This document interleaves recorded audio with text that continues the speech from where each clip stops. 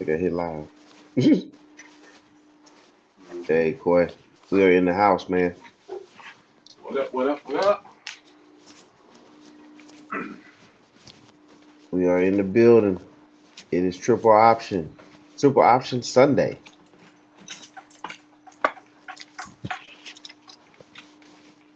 Hey, TJ. All right. Good morning, everybody. I'm Mr. 411. In the And house I am with me Coy. is, there you go, Coy. I appreciate that. You know Coy what I is need in you to do, here. TJ? You know what I need you to Yes, do, sir. TJ? Play the intro so we can get to work. Just that. Hey, man, you are fired up today. I love it. Let's do it.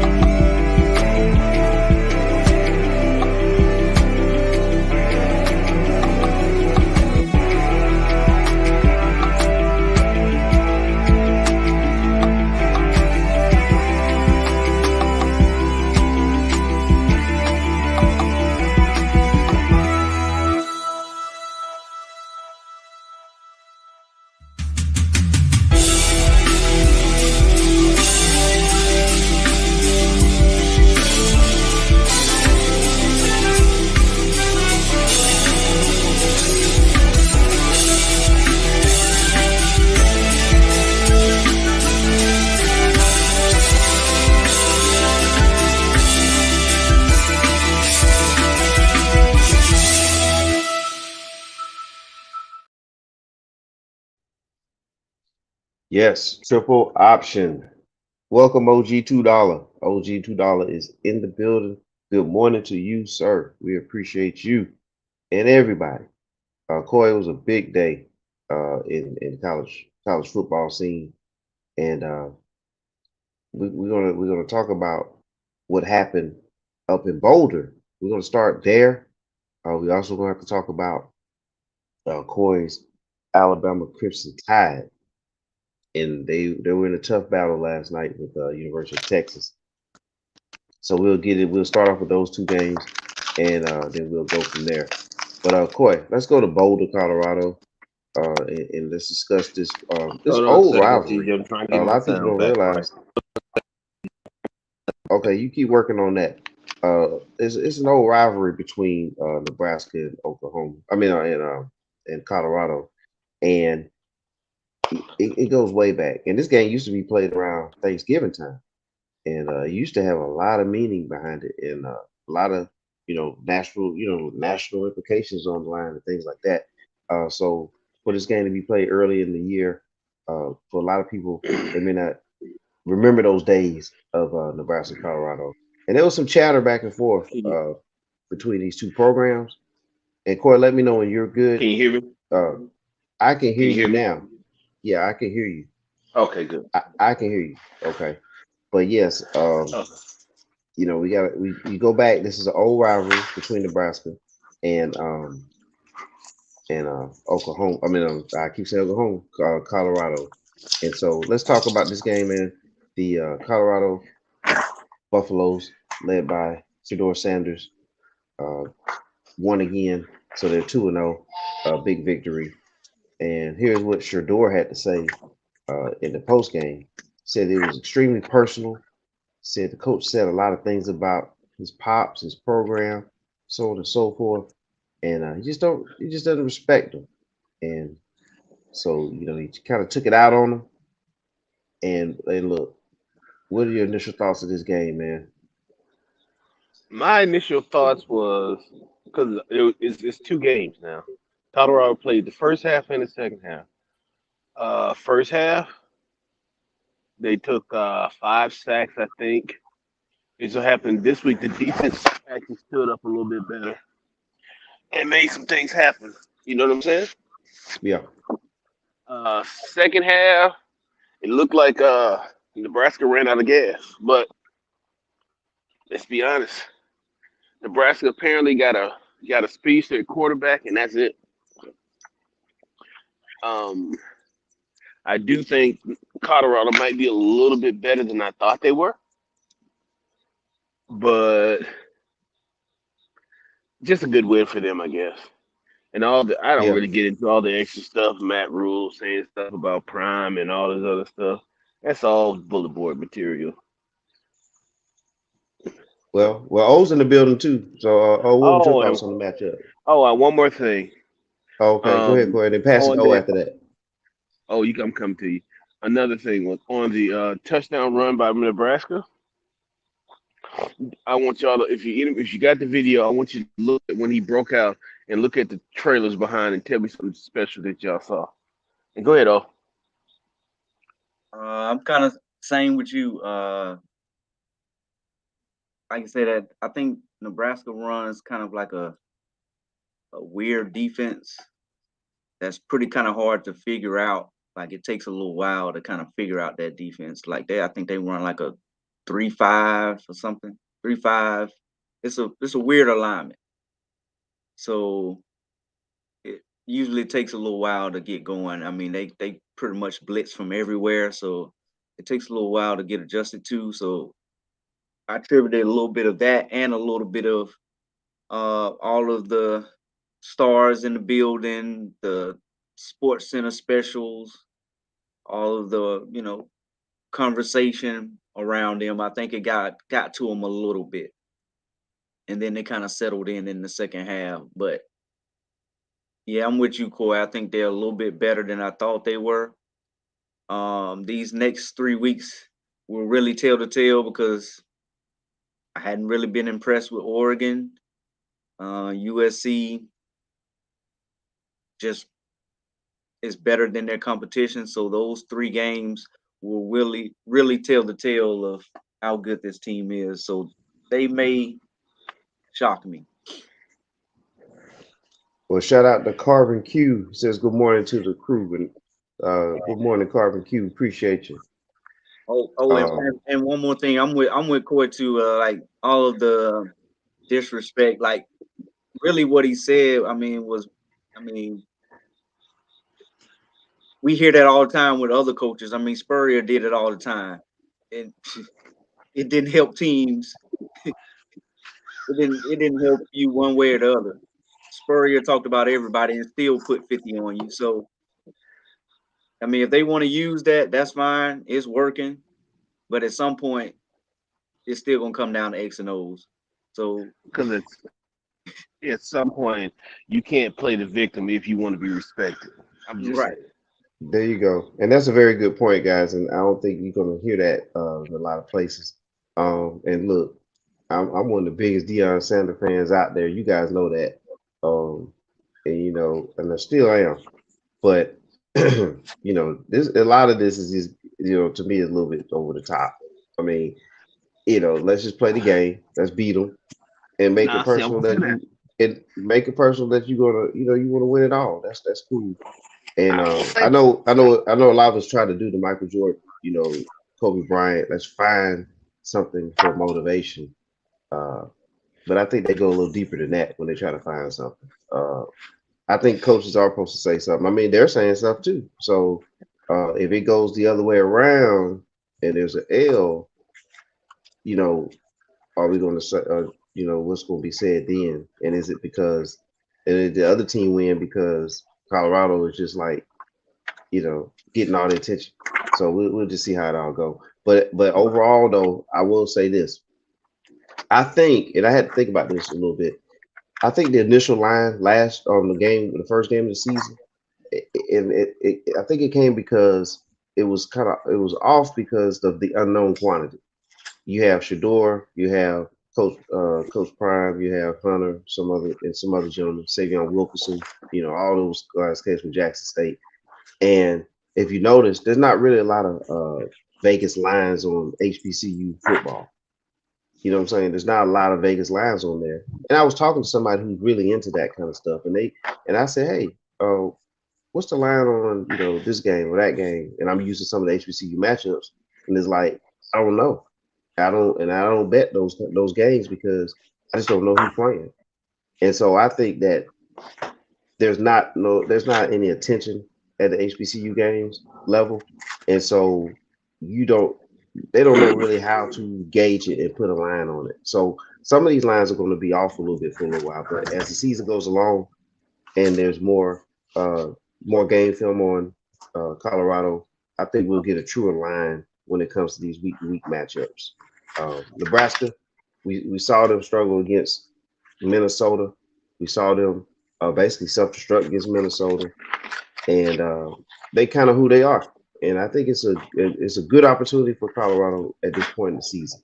They get good matchups, good solid matchups. But USC and Oregon will be the barometer, and I think we'll get a better look. You think? Shout out to Devil Row. All right. Well, good. Yes, we really appreciate this. We appreciate everybody getting up with us this morning, drinking their coffee, having their breakfast, drinking their H2O as well. Gentlemen, Shedeur Sanders, do you all think he is still a Heisman candidate? Shedeur Sanders had 395 yards yesterday with the 2 or 3 touchdowns and no interceptions. What else is he? And the good thing about it is, like I said, in 2 weeks, hey, he'll get to go up against Caleb Williams, and then we'll hey, and I'm pretty sure they'll use that as the next bulletin board material to use for that game. But hey, we'll get to see right then. So he'll have plenty of opportunity. But yeah, he's definitely in the conversation. Yeah, I think, man, I'm hoping he's a Seattle Seahawks quarterback. I'm gonna keep putting that in the air because we definitely gonna need somebody to to take over the reins post Geno Smith. And who's a better quarterback to do that than Shedeur for me? Really? All right. Really? Yeah, I had to put that in there.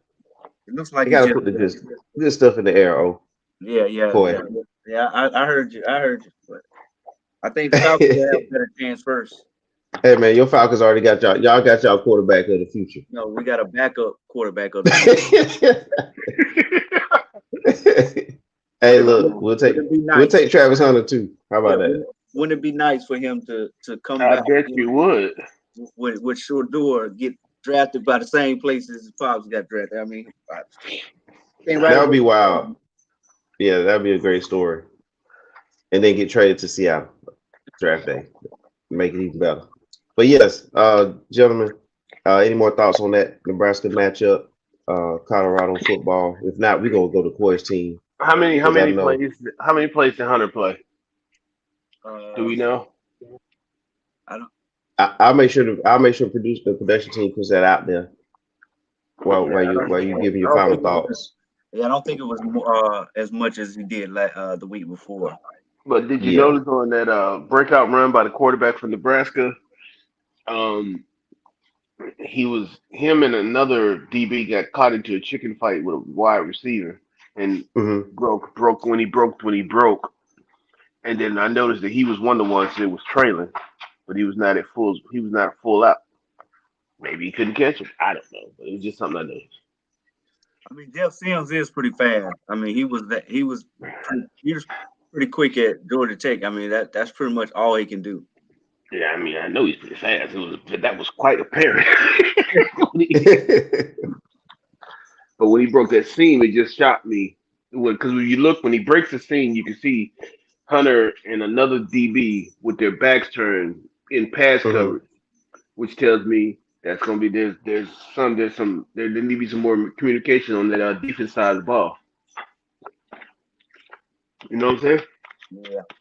But anyway, what I know. No problem. We're gonna get competition. I mean, defensive responsibility in the back end. I'll let Mr. 411 lead into that one. Well, look, before we go to that next matchup, there you go. There's the snaps right there, Coy. Let me know what you think.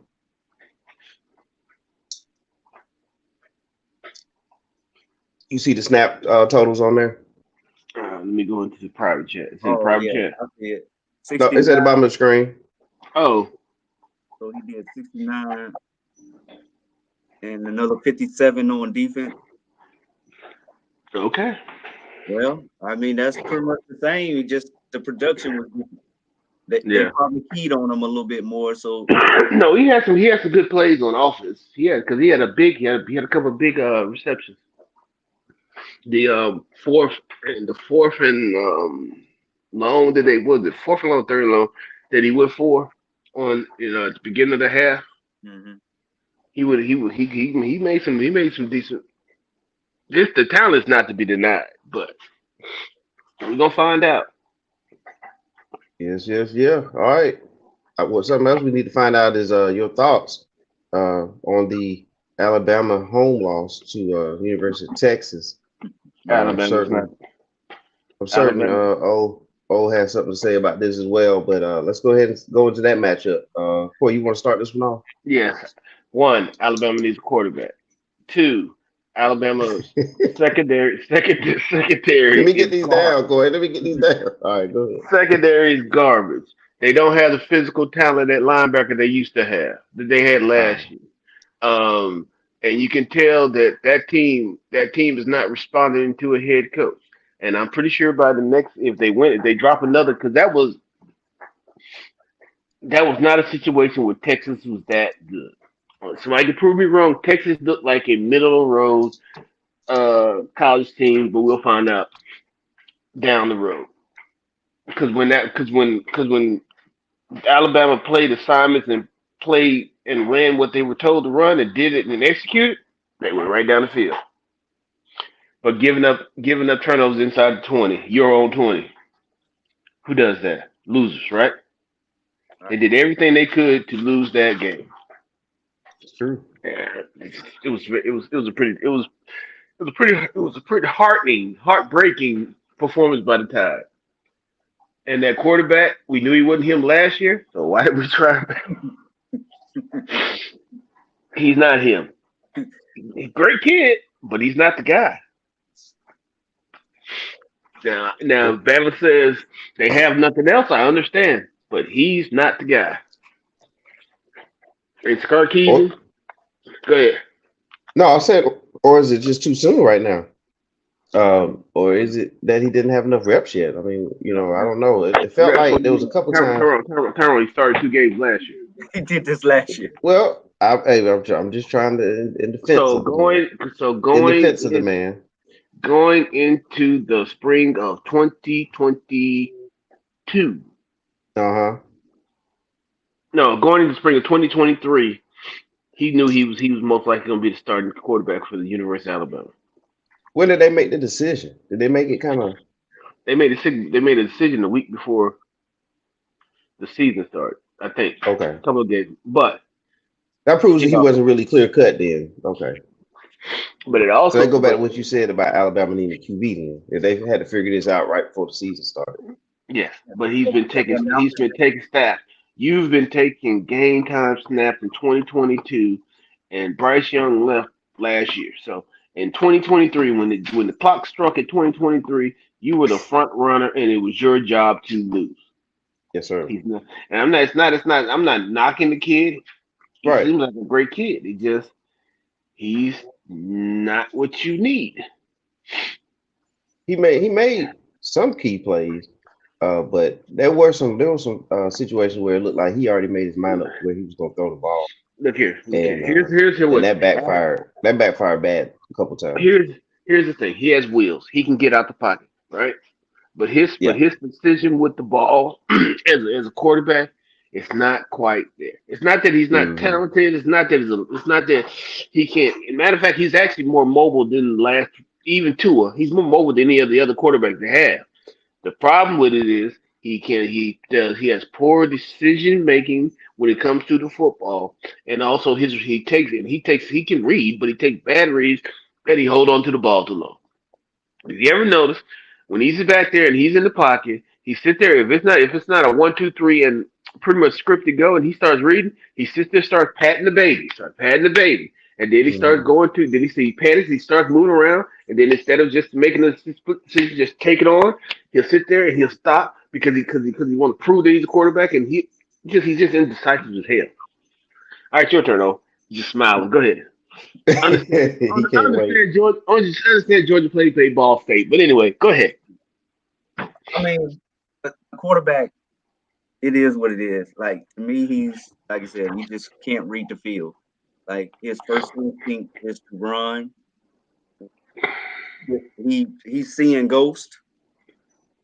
Only thing he can throw is the go route. He has great touch. If you run a go route, he can do that. But I also think the receivers don't help him. Burton does not know how to run routes. He just runs around until he gets open. And then he'll complain if he doesn't get the ball. He did that at Georgia. That's what, that was one of the reasons why he didn't get the ball a lot, because he doesn't run routes. Like he just gets open. But my issue is this defense. I just do not understand how bad the secondary is. I mean, I think we've been talking about this for years now. Like this hadn't been this is not new. How is it that they're so bad in coverage? I mean, they fooled the safety. I don't know how many times.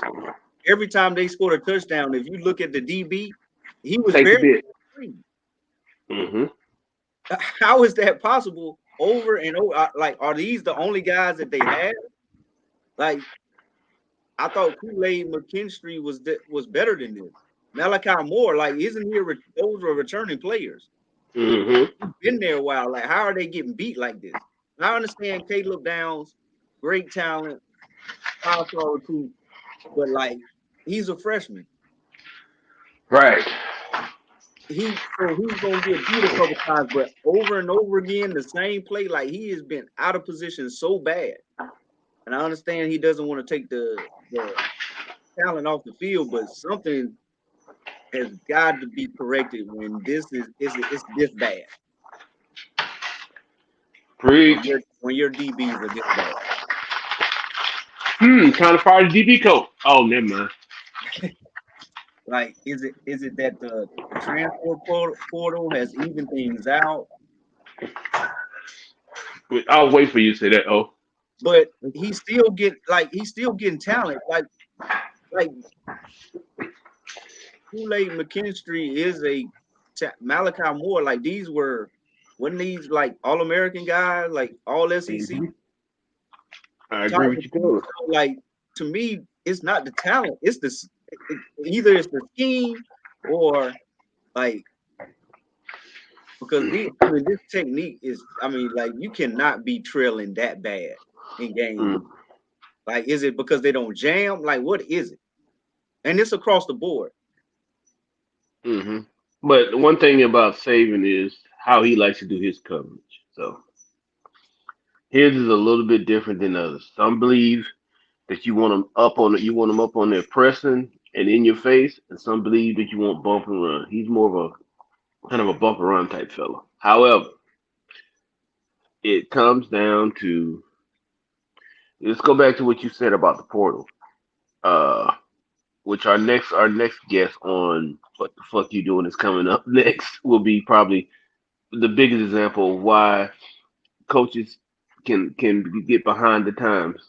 Um, Saban's not all the way in on the portal because unlike some coaches, he it affects what he can do. And now, yes, he gets all the he's gonna get all the freshmen coming in that are super talented, right? Right. Think about how many he loses now once the talent settles at Alabama. That's one problem because the portal's open now. He can get 30. He can get the top six DBs in the country, right? Sit down, dog. He can get the top six DBs in the country, but when everything sorts out after spring ball, number two, number three, and four and five can go somewhere else because they're that good. You see what I'm saying?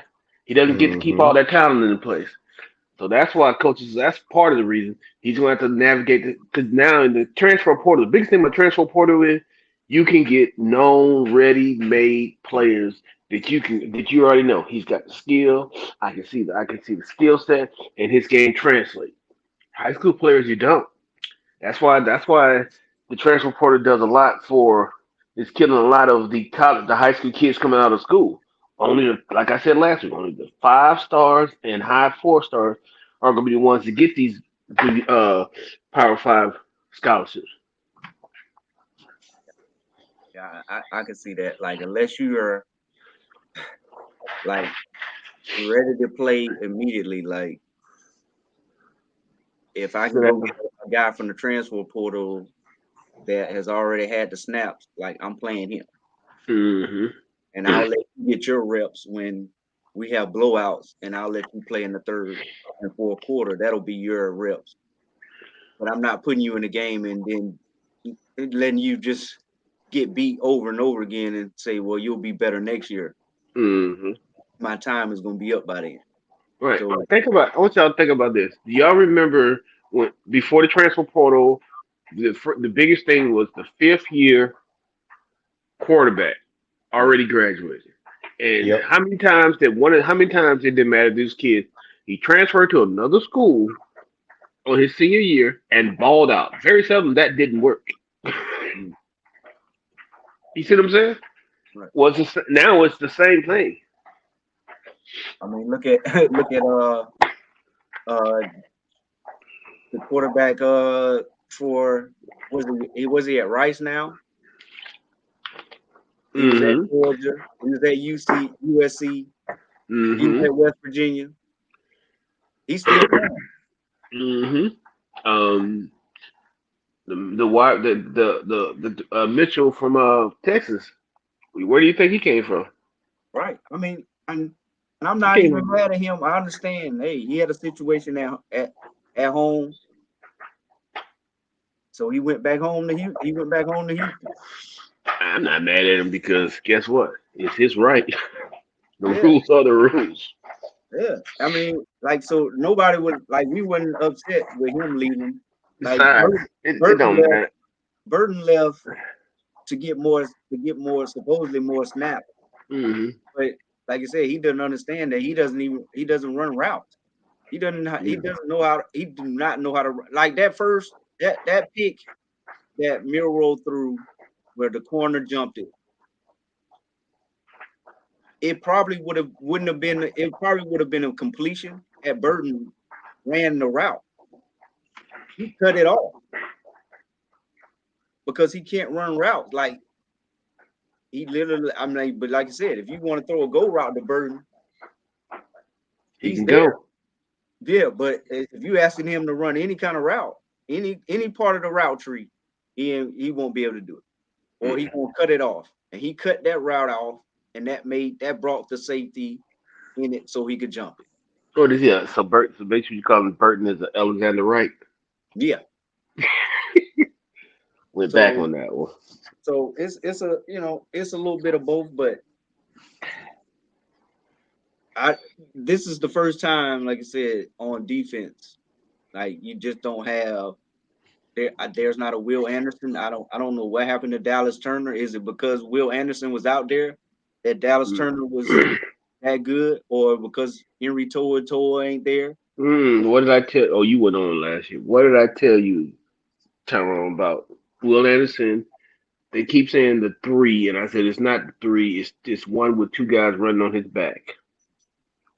Will Anderson did so much to give them that energy and he caused so many problems for the offense that he was a Turner and the other kid were able to actually flourish a lot more. Well, now Right.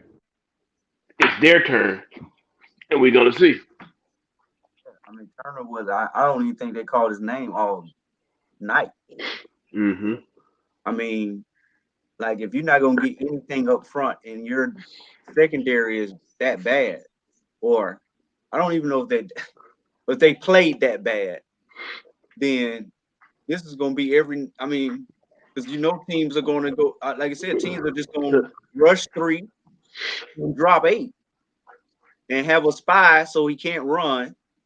hmm And if anybody gets it close, he's taking off. Like hmm he looks at that one read. If that's not open, he's taking off. Well, so then here's the question then before we go to the next game, next topic. What do you think Alabama's going to do? Or is Saban going to stick with the QB and kind of work this out, or is it going to make a change? No, no, no. Saban got a lot of spurry in him. In other words, and that goes, and he got it across the field. He is one now. One thing that is good and bad about him is if you ain't getting the job done, I need a new waiter. Because he would swap him in and out. You got to think. I mean, you've seen him bench Tua for Hurts and Hurts for Tua. So just tell you. Like I So said, do you really? they were one more drive away from pulling it. But again, like who is better? They didn't make the decision until the day before the game. Because Right. remember, he made this big thing about I'm not releasing the depth chart. And after spring, even though it was so close that they had to bring in the guy from Notre Dame to I guess compete because he was the offensive coordinator, you know. So they figure, oh well, he may know the plays. But that should tell you if you bringing in a guy that late, because you can bring in the transfer portal, other positions, but you can't bring a quarterback in after spring and expect him to be ready. No, you can't. So that should tell you where they're where they at with it. Yeah, they may have to ride this out because they could probably win the next 3 games. I mean, still got enough talent to win most of those games, but when you go up, They have enough talent to win the West. yeah, because I mean, you still should beat LSU. Like Ole Miss didn't look that good. Arkansas, so you'll probably still be able to win the West, or at least you'll be in the contention. Like that LSU game, probably be it. Tennessee hasn't impressed me enough to where you should be worried about them. Now, They're in the Yeah, it East. feels like the conference is it's a one team conference right now. That's what it feels like as yeah, of yeah, today. yeah, we got, Slow down, Speedy. I mean, tell me who's been impressive besides and we haven't even really been impressed. yeah. I And mean, there yeah. we go. There I we mean, go. There we go. That's why I said slow down, Speedy. You but said who's I good. didn't want to say a zero team conference, but It's So I mean, call it. You got to call it what it is. they Who's haven't this one? played. Georgia hasn't played anybody yet, so You got to call it they what haven't it played is. anybody yet. So they're in their preseason schedule right now. So Gotcha. you're right. This is really the biggest baddest conference in the land right now.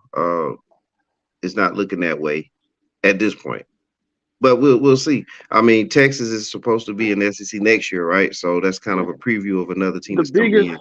Let's be honest. Right now, if we want to go by week 2, the biggest, baddest conference in the country is the conference that supposedly only got 2 teams left. right. They The are. Pac two. They are. They are. And they Yeah. got all the quarterbacks. They got the best teams. They're the best conference right Wow. All now. right. Okay. Well, let's quickly. Go ahead and give your thoughts on your Georgia Bulldogs. 45-3 over Ball State. And so just give us a quick review of what you saw. I think you was in the building there, so Yeah. just give us something on this game. Uh, we got our backup more reps Okay. for down the line. It was And I'll say this: we don't have a running game. The fact that we had to use a receiver that used to play running back in high school to get reps. Just shows, hey, we're injured at that position right now. So, but we have 12 receivers caught passes. So our offense will be strictly. We'll have to just figure it out with the run game, but we have weapons all over the field. But like I said, this is just a tune-up. We'll look, see what we Kenya, look like when we play South Carolina next. y'all got the quarterback y'all wanted. Hey, hey, he's fine. He doesn't turn the ball over. He knows where to go in the offense. I'm good with it. If you can, like I said, our offense is not predicated on having a star quarterback. He just needs to manage the game and don't turn the ball over and get the ball to weapons. Your offense is predicated on don't make life too hard for your defense. There you go. And our defense will give you will give you opportunities to score, usually on a short field. And now we have a kick returner, so we can flip the field. That's pretty much it. We won't know anything until November. Not really worried about it right now until we get to, like I said, South Carolina. Uh, not worried about Florida. So again, until we play Ole Miss and Tennessee at the end of the year, and probably, hopefully, the SEC championship game, then that's when we'll know what we are.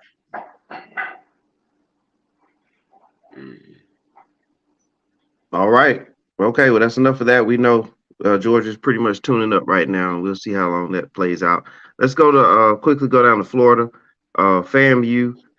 They went to Tampa to play South Florida Bulls, and they fell short. Lost by 14. And from what I noticed in this matchup, Jeremy Musa, as you can see in the picture there, Musa had 3 interceptions. He threw 3 interceptions, and you know, being an FCS team, playing an FBS team, the turnovers are going to be key. Florida A&M has very good talent, but they're not going to have quite the depth as some FBS programs, and you can't afford 3 turnovers from the quarterback position to get that victory. That was pretty much the biggest key for me on that one.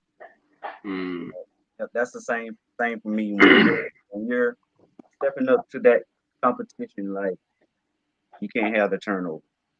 You can't have the turnovers, period. But yes, you're exactly right. Yeah, but you really can't have them when there's a little bit of a talent disparity. Mm-hmm. I think that happened to LSU and Grambling. I mean, they kept it close early, but then it happened. Yeah. Power 5 happened. Yeah. The rosters happen. Yes. Oh, but, and that goes back to the other thing about that. Going back to the Colorado and the Nebraska game. Did you see the disparity of what happens when you don't have those 5 stars and 4 stars on your offensive and defensive line? Yeah. Because they had the gimmick their way. They had the scheme their way to get pressure on on Nebraska's quarterback. And Nebraska, they blitzed, but they were pretty much simple blitz package that just came straight down the hill. And then they had to get teach the running back that buddy, you can't block these boys in the chest. Right. And so you notice what they did. That's why Edwards did not have a big game. He cannot be on the field because when they blitzed up the middle, you could just throw your body in the way, and that linebacker just literally walked through. Well, the first one he walked through his chest. Right. And then he actually in the second half he got a little bit better. You start catching him at the knees and thighs, and I don't care who you are, you're gonna be a little bit more. And then they actually they end up cut the splits and spread the wide receivers more to give Sador a chance. Yeah. So. Yeah, and he held the ball a little bit too. Like sometimes, like they went away from what they did first game with the short passes to kind of negate the Really, Billy. Hold on, who's the quarterback for Holy Cross? Yeah. So my fly family out here says, man, Holy Cross. And look, Holy Cross almost pulled an upset here over Boston College yesterday, and it was this quarterback, Thomas Castellanos, or that however you say it. He was thrown in as a starter. He was named a starter kind of late, and but he came in. He threw for 204 yards, 2 touchdowns. He ran the ball for 69 yards, and Boston College forced a fumble late in the game. But yeah, Holy Cross almost pulled off a major upset there, and but again, if you see there again, turnover. And again, when you're, in the FCS or, other or another tier if you will. What is it called with Holy Cross and schools that play in a certain league together? What's the league that they Uh, play in? they're not an Ivy League. They're it's another Holy one. Cross and the Ivy. What are they? Yeah, I can't remember. I got you know what they actually they recruited me. They came to the yeah. house. It's one of them anyway. What it is? It's It one of might be an those. Ivy It's one. League school. It's not Holocaust. It's not Ivy League school, but it's one of those prestigious private schools. Okay, Uh, so but they got but their own little league over there. But but but again, when you have a talent gap, as we just said earlier, turnovers is going to be similar. Like I said, either you're getting turnovers from teams that should be winning, and if you're the team that quote unquote should be winning, you can't turn the ball over. Nope. Because things go your way. Um, so, but a great performance. I mean, 200 yards, 2 touchdowns.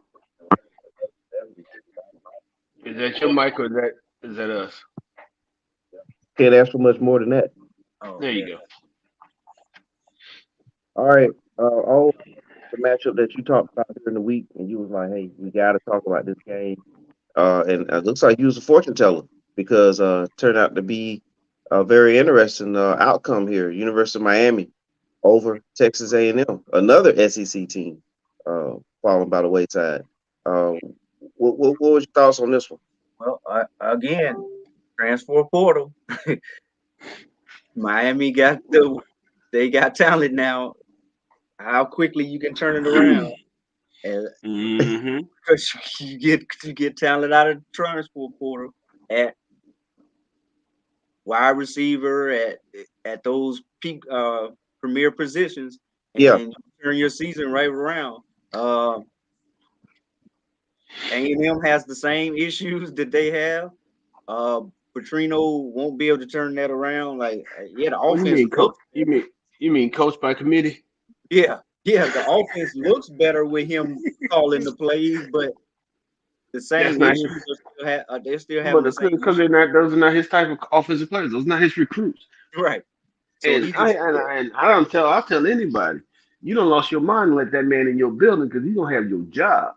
right, right. Because the Yeah, problem with him is not that he's one of the best coaches, football coaches out there. However, he's a snake. So you go bring him in your building. Because if well, you imagine him getting with that money that's behind that program and the fact that they want to spend money so bad to beat Texas, can you imagine Pacino down there? I mean, wow. don't get me wrong. It's gonna be the second coming of SMU, well, I mean, it's possible, but but because they look but bad. they're gonna win. They're gonna win. You got That's too one thing many. about that guy. You got too many. You got this now. This is a situation where they're wasting because usually when you have a top recruiting class, you eventually turn that into a title. Like everyone that's had that top recruiting class has gone on to at least make the playoffs. Like so, at this point, I think those guys should be at But to least be juniors fair, or seniors.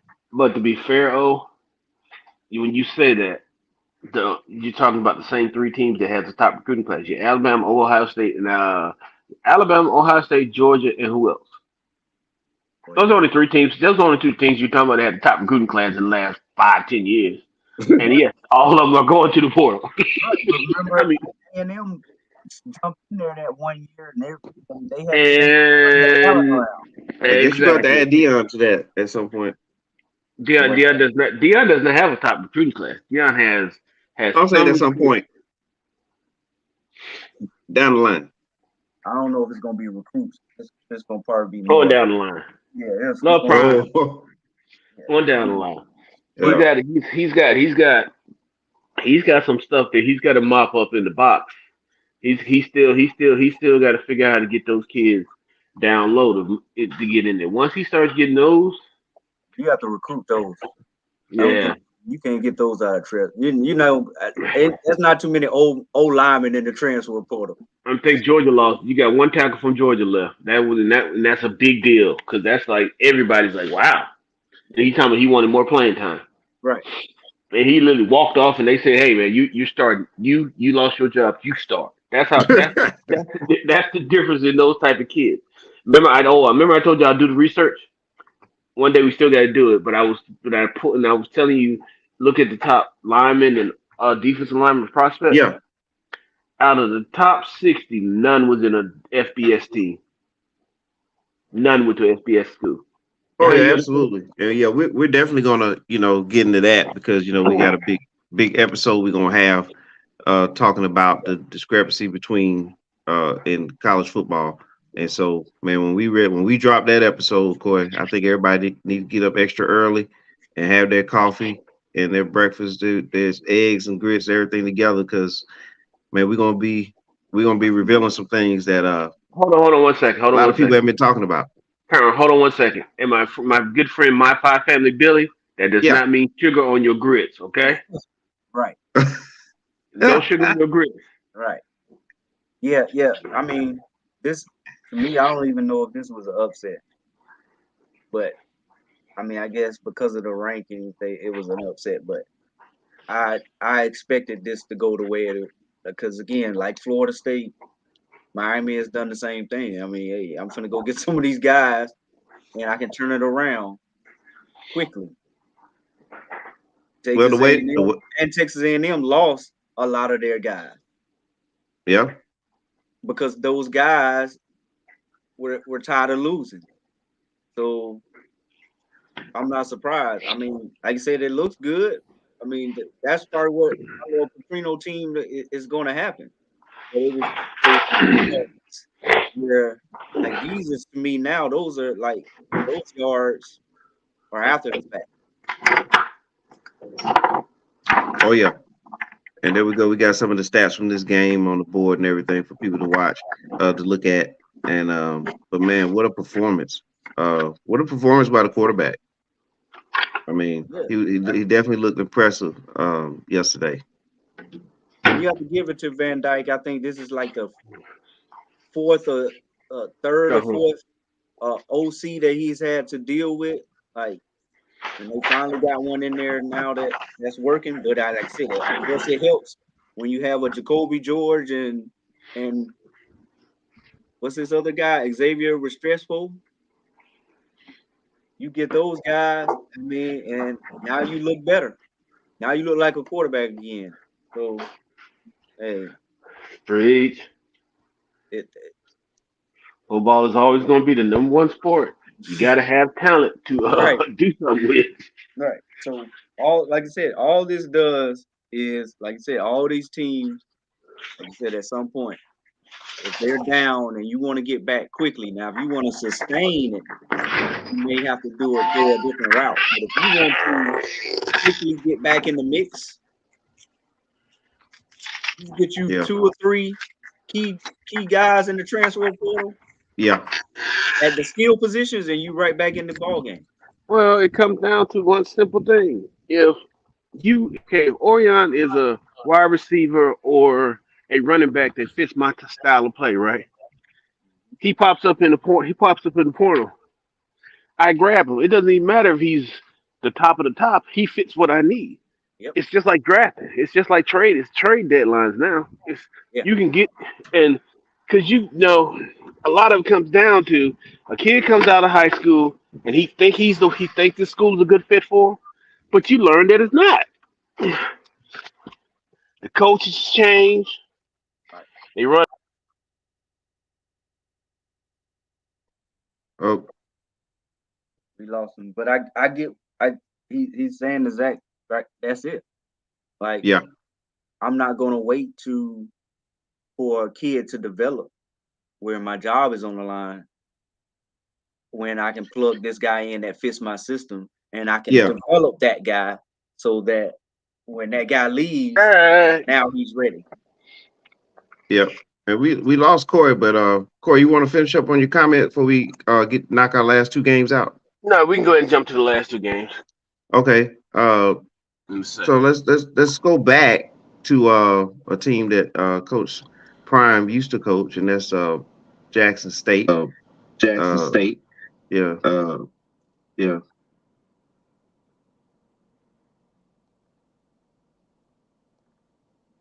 There we go. 27-14 There we go. 27-14 was Jackson State. I'm getting a little echo. was Jackson Oh, State. I'm getting a little echo. can you run this one for me right quick? Can you Jackson run this State one for me right Southern. quick? Jackson State Southern. It's me. Over you. Over you.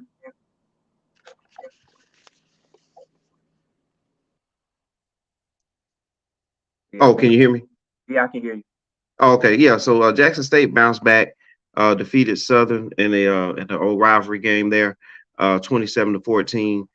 Coach TC Taylor, all week he preached physicality. They have to be physical in practice all week. They have to be physical in everything they do at this point because they got smashed up by Florida A&M in the Orange Blossom Classic last week. Seven McGee, the 4-star running back from the University of Oregon, who transferred to Jackson State last year. Well, in the offseason. He's back now. Didn't get a lot of burn this week, but look forward to seeing what he can do as the season progresses. Looks like they're gonna Jack State's gonna reload there and get more speed on the field. So I think they'll be okay in the SWAC. I think that they'll find their eventually find their way to Atlanta. But they're gonna have to. But Florida A&M is gonna have to drop a game because Florida A&M did defeat Jackson State, so that was a huge Eastern Division win. Yeah, I still have FAM. Yeah. But I did see the increased physicality from Jackson State against Southern. It looked a lot better, and like I said, once they get him more reps, the 4-star more reps, yeah, I could see them. But yeah, they're gonna have to hope FAM drops a game, and I just like I said, I just don't see it. Like they could probably they can overcome the turnovers against their division. Yeah, they won't be able to do it against a bigger competition, but FAM can overcome that. If that was a team in their division, they could probably still win with the talent. So yeah, it's going to be hard for them. That game was big. They needed to win that one. Yeah, it's going to be hard for them to catch FAM, but Jackson State looks to be still good after Prime has gone, and I think they'll still continue to do it. So I do like that fact about it. So that because a lot of that conversation was they were going to fall off, or no one was going to talk about them anymore. So the fact that we even brought this up, and the fact that they're still competing and still winning, just goes to show I think Prime left it in good hands. So yeah, there is life after Prime for Jackson State, and there's a lot of Jackson State people would say there was life before Prime, exactly, because they were leading the FCS in attendance, and that's before Dion even came there. And so actually he made a good choice of a school that he's gonna make his debut. He picked a school that has a great following and a huge stadium and everything. So but Jackson State, shout out to them for continuing to strive forward. And again, they sold out the building last night, and good kudos to them. We need to talk about your Morehouse Maroon Tigers. I know it's hurting you, man, but we'll get something in on that against Howard. Now Howard is a bigger program, and so but this is still good for Morehouse. Right. I mean, like I said, we're totally rebuilding. So I didn't, like I said, obviously I expect us to compete. Like we definitely we definitely should be competing more. But again, when you got a new coach, new athletic director, like talent. I mean, we've gotten some guys in the transport. Believe it or not, we've actually reached into the transfer portal to get some guys. So it's going to take time. But hey, we won the weekend. We didn't win the game, but we won we showed up in DC in droves. I was happy for that. So we always do that. Can I jump in on something? Yeah. Oh, absolutely, Coy. Can we not forget to overlook the fact that Howard has the money technically as any of some of the private large white institutions, and they don't have a really good football program because they choose not to have one. They have the alumni base, they have the Yep. endowment, and they are in the DNV, which means they have access to everything Virginia Tech and Virginia have as far as athletes go, which are some of the best athletes that come in this country, and they do not recruit those kids. Right. Okay, I That like goes what back you're to the doing point. there, Corey, and that's what I'm saying. That's a preview of one of our upcoming episodes that we're working on. And when we drop this episode, you have to tune in because that's the kind of information you're going to get. And who is a HBCU alum himself, he has some inside information that he can't wait to share on the theory that we have and the conversation that we've been having about this exact thing that Corey just brought up. Right. And you see, Corey, that's always but that narrative never gets put out there. It's always just the opposite. Right. Yep. When, like I said, You got Howard could. smaller. I mean, there's no problem. I mean, why can't you? You're in the right area. Yeah. You have the endowment. You You have have the the money in the back end. right. You got. I mean, like I said, Diddy just gave $1 million to. I mean, he went to Howard. He could have gave. He's done. He's giving money to them as well. Yeah. Countries, that's yeah. But they don't. Yeah. They don't. They like, for instance, which was great. The Chadwick Boseman. Oh, did we lose Corey again? He might be in a tough spot. But we're gonna give a quick shout out to Ash and Smoke Cigars, 518-61 Cigar, 518-61 Cigar. Check out Ash and Smoke Cigars, Lamont E. Thomas, Ash and Smoke Cigars. He has a lot of things that if you're one of those who love cigars, you celebrate, you kick back, you have your drink with you. Check out Ash and Smoke Cigars, Lamont E. Thomas, infused cigars, gift sets, cigar box, purses, accessories, and more. The website's right there. AshInSmokeCigars.com. Check it out. Lamont E. Thomas. All right, Corey, you still there? All right. Oh, any closing remarks before we roll out? No, just stay tuned for that HBCU discussion. Like I said, I mean, it's needed. We touched on it before. It's good to continue to bring it back, but yeah, I look forward to that one. Oh yeah, absolutely, absolutely. My closing remarks. So thank you everybody for tuning in. Great episode. I appreciate you getting up this morning. I know you was out having a great time watching a lot of great games, and appreciate you tuning in, Corey, as always. And everybody who commented today, I'll give you a shout out. Appreciate you. And we're about to roll out. Corey, get Corey's last remarks here, and then we gone. Sir. All right, Corey, what's your closing remarks? Dabo Sweeney gonna get fired because he think he's righteous, Mr. Righteous. And I can't. I'll be the first one to applaud when it happens. I mean, that victory over Charleston Southern is not going to save him, right? No. No. Mister, I don't believe in the portal. I don't believe in this. Man, get out of here.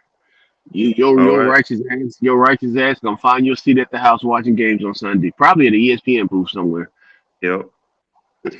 All right. Well, we're gonna keep our eye on the Clemson Tigers and see what happens when they get into the meat of their schedule. But for Corey and for I'm Mr. 411. We thank everybody. Have a great Sunday. Enjoy some of that NFL action. We out of here. Go Falcons. All right. Yes, sir.